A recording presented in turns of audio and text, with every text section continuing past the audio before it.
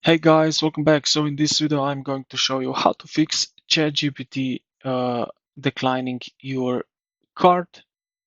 So yeah, let's get straight into it. Now we have few options. So first, make sure that you turn off your VPN if you have that available. Then the second thing, which is sometimes really useful, what we can do is basically open the incognito window.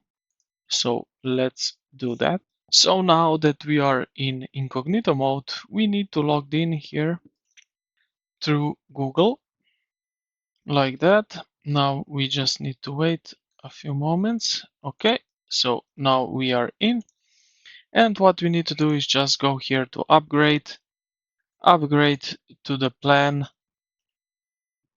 and try to put in here your credit card. Now make sure that you don't use prepaid card because this won't go through. So some kind of gift cards, and this thing won't go because this is monthly plan. So you need to give some kind of um, credit card.